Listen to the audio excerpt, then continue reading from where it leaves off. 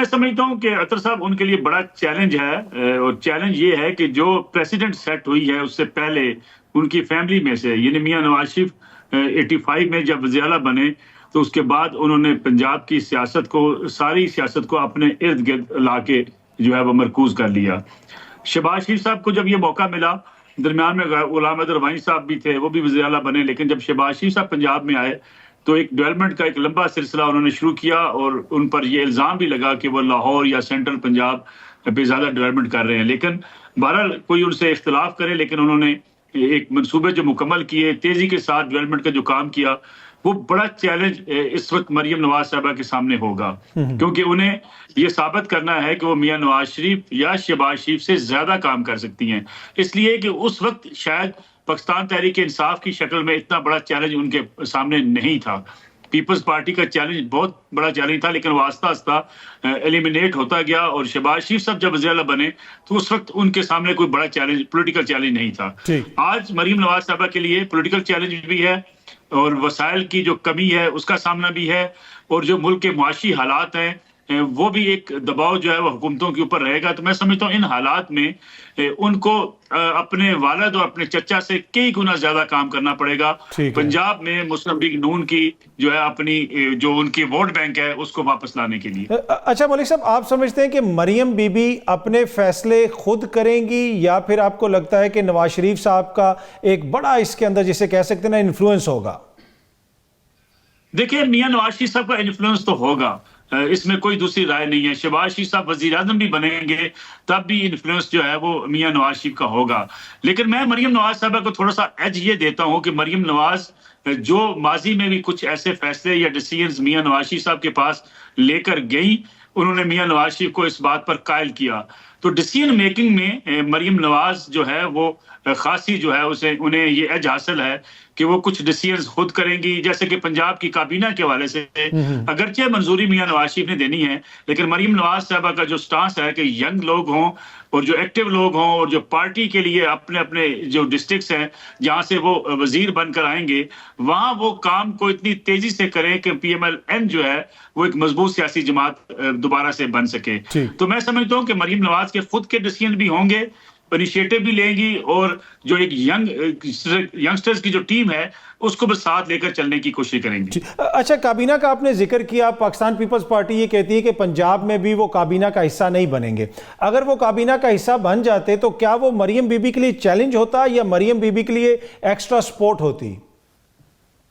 देखिए अतर साहब, जो मुझे लगता ये है कि पाकिस्तान पीपल्स पार्टी वफाक में या पंजाब में अगर काबीना का हिस्सा बनती है तो वो स्ट्रेंथ हो सकती है हुकूमत के लिए। क्योंकि ये जो क्या सराहियां की जाती हैं कि जी शायद पीपल्स पार्टी अलग हो सकती है, पीपल्स पार्टी के किसी मौके पे अलग हुई तो फिर हुकूमत चलाना मुश्किल होगा, इस किस्म का जो सियासी बहरान, सियासी क्या सराहियां खत्म हो जाती हैं, तो वो शहबाज शरीफ साहब के लिए भी मजबूती का बायस बन सकती है और मरियम नवाज साहबा के लिए भी। अब ये पीपल्स पार्टी का डिसीजन है कि वो काबीना में आती है या नहीं आती, लेकिन मुझे लगता ये है कि पंजाब में पीपल्स पार्टी जरूर चाहेगी कि वो इक़्तिदार के अंदर शरीक हो, क्योंकि पीपल्स पार्टी वापस आना चाहती है पंजाब के अंदर। वो समझती है कि अगर PTI का वोट बैंक जो है वो पीछे जाता है तो वो स्पेस पीपल्स पार्टी ले सकती है, इसलिए पीपल्स पार्टी की कोशिश जरूर होगी। अच्छा, आज हमने देखा कि पंजाब असेंबली में मरियम बीबी ने अपनी पॉलिसीज सामने रखी, एक बड़ी जामे उन्होंने तकरीर की, और एक जो सरप्राइजिंग एलिमेंट था वो ये था कि PTI वालों ने, सुन्नी इत्तेहाद कौंसिल वालों ने कोई वहाँ पे ना एहतजाज किया ना शोर किया, वो बाहर चले गए। तो ये आप इसको एक पॉजिटिव डेवलपमेंट के तौर पर देख रहे हैं या कोई पहली डील के तौर पर देख रहे हैं कि आखिर ये माजरा क्या हुआ? देखिए, मुझे लगता है है कि जो इस वक्त पार्लियामेंट में लोग आए हैं पाकिस्तान तहरीक इंसाफ के, उनमें से बहुत से लोग ये समझते हैं कि माजी की जो गलतियां थी उनकी वजह से हम इस बार इक़्तिदार से बाहर हुए हैं। अगर पंजाब हुकूमत ना तोड़ी जाती, अगर KPK की हुकूमत ना तोड़ी जाती, अगर कौमी असम्बली से रिजाइन ना दिए जाते, तो बहुत से ऐसे फैसले थे जिसमें PTI शरीक होती, और जो PTI को मुश्किलात का सामना करना पड़ा वो ना करनी पड़ती। तो वो एक बड़ा ग्रुप है, मेरे ख्याल में वो डोमिनेटिंग ग्रुप है।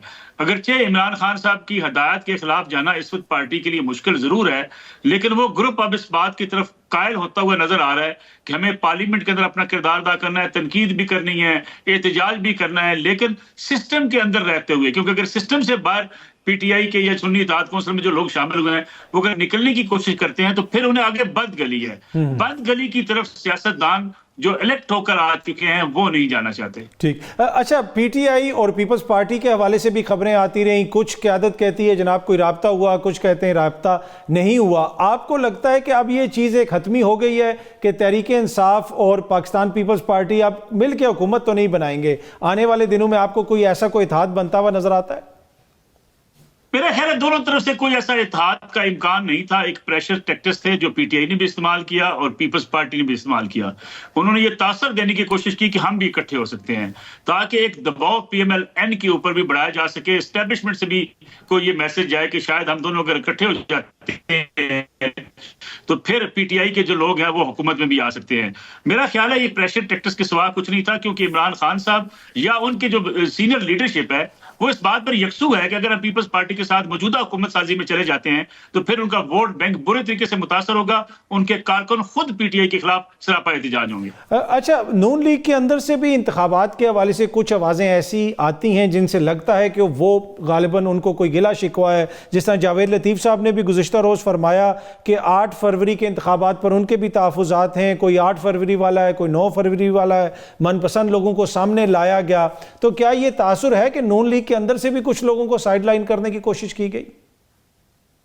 मेरे ख्याल में कुछ लोग ये समझते हैं कि मियां नवाज शरीफ को पीछे करने के लिए इस किस्म के जो है कुछ फैसले हुए हैं, और उनकी राय ये है कि अगर अक्सरियती जमात बनकर पीएमएल-एन आती तो मियां नवाज शरीफ जो है वो स्टीयरिंग उनके पास होता।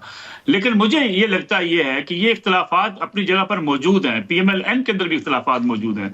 ये नहीं कि इख्तलाफात मौजूद नहीं हैं, लेकिन शरीफ फैमिली को ये बहरहाल क्रेडिट जाता है कि अपने इख्तलाफात के बावजूद जो फैसले हैं वो मियां नवाज शरीफ के माने जाते हैं और मियां नवाज शरीफ ही पार्टी को लीड करते हैं।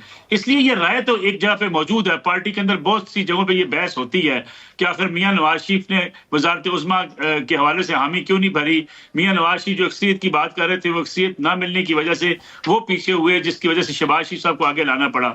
इस किस्म की आवाजें तो पार्टी के अंदर मौजूद हैं। जावेद लतीफ साहब समझते हैं कि उनके साथ ज्यादती हुई, उनको हराया गया, और उनकी सोच ये है कि शायद उनको जानबूझकर हराया गया कि वो मियां नवाज शरीफ के बयानी को लेकर आगे चल रहे थे। ये शिकायत अपनी जगह पर हैं, लेकिन मेरे ख्याल में इस वक्त पार्टी के ऊपर जो गिरफ्त है वो मियां नवाज शरीफ की है। अच्छा सर, वफाक में आप क्या सूरत हाल देख रहे हैं? सदर मुमलिकत की जानिब से इजलास ना बुलाना, अब इन खबरों का कि खुद ही इजलास बुला लिया जाएगा, स्पीकर साहब बुला लेंगे, वहाँ पे जो कानूनी अमला है वो इजलास को बुला लेगा, तो आपको लगता है कि जिस तरह स्मूथली चीज़ें हुई सूबों के अंदर, वफाक में उस तरह नहीं होंगी? मेरे ख्याल में वहां प्रेसिडेंट आरिफ अलवी साहब का एक मसला है कि वो ये समझते हैं कि अगर इस मौके पे वो इजलास बुलाते हैं तो जो पीटीआई की तरफ से उन्हें तनकीद का सामना है वो मजीद बढ़ जाएगी, और वो इस कोशिश में है कि वो इजलास ना भी बुलाएं, इजलास तो हो जाना है, और अगर इजलास हो जाता है तो कम से कम वो पार्टी के पास वापस जाकर सियासी मैदान के अंदर अपनी जगह बनाने की कोशिश करेंगे। आरिफ अलवी साहब पार्टी को मुतमिन करना चाहते हैं, इसलिए उनकी कोशिश होगी जिससे कोई बड़ा क्लैश भी नहीं हो सकता। अगर वो इजलास ना भी बुलाए, तनकीद होगी, उनके हवाले से एक नेगेटिविटी पैदा होगी, लेकिन अल्टीमेटली इजलास तो बुलाया जाएगा। इजलास जब बुला लिया जाएगा तो आरिफ अलवी साहब ये कह देंगे कि मैंने तो अपने तौर पे मौजूदा जो इलेक्टेड लोग थे उनकी जो है इलेक्शन को जो है वो दुरुस्त नहीं समझा, इसलिए मैंने इजलास नहीं बुलाया। तो मेरे ख्याल में ये पॉलिटिकल जो है स्कोरिंग होगी, नंबर स्कोरिंग, इसके अलावा कुछ नहीं होगा। अच्छा, आपको लगता है कि वफाक के अंदर जो अपोजिशन होगी वो ज़्यादा स्ट्रांग होगी? इसलिए कि पंजाब में हमने देखा कि मरियम बीबी ने 200 से ज़्यादा वोट लिए, तकरीबन 220 के करीब, लेकिन पंजाब के अंदर जितनी लीड है वफाक में हुकूमत के पास उतनी लीड नहीं होगी। तो यहाँ पे आपको लग रहा है कि वफाक में ज़्यादा मुतहरिक अपोजिशन होगी? मुझे पता नहीं क्यों लगता है अतर साहब के वफाक की जो पोजीशन है वो भी इतनी जारहाना नहीं होगी जितनी समझी जा रही है। उसकी वजह यही है कि पीटीआई के जो इलेक्टेड लोग हैं इस वक्त सुन्नी इत्तेहाद कौंसिल के प्लेटफॉर्म से कौमी असम्बली के अंदर मौजूद होंगे, उनमें से बहुत से लोग वो हैं जो पीटीआई के डाई हार्ड किस्म के कारकुन हैं, जो बहरहाल किसी की बात की परवाह करने को तैयार नहीं है। अगर उन्हें जारहाना मूड की तरफ जाना पड़े तो वो जाने को तैयार हैं, लेकिन एक बड़ी तादाद वहां पे वो है कि जिनको स्पेस मिली है, जिनको पार्लियामेंटेरियन बनने की स्पेस मिली है, जिनके हवाले से एक राय पाई जाती है कि शायद वो कोई हार्ड लाइन नहीं लेना चाहते। तो इसलिए लग ये रहा है कि कोई कौमी असम्बली के अंदर भी एहतजाज या तनकीद तो होती रहेगी, लेकिन कोई ऐसी कैफियत नहीं आएगी। बैरिस्टर गौर भी कह चुके हैं, असद कैसर साहब कह चुके हैं, हम ना इस्तीफे देंगे, ना पार्लियामेंट से बाहर जाएंगे, ना सड़कों पर एहतजाज करेंगे। गोया पीटीआई जो है इस बात को अब उसको इदराक हो चला है कि मुल्की सियासत के अंदर, मुल्की निजाम के अंदर अगर रहना है तो आपको इदारों में बैठ के अपना किरदार अदा करना है, इदारों से बाहर निकल के फिर शायद आप सियासी तौर पर नुकसान उठा लेते हैं।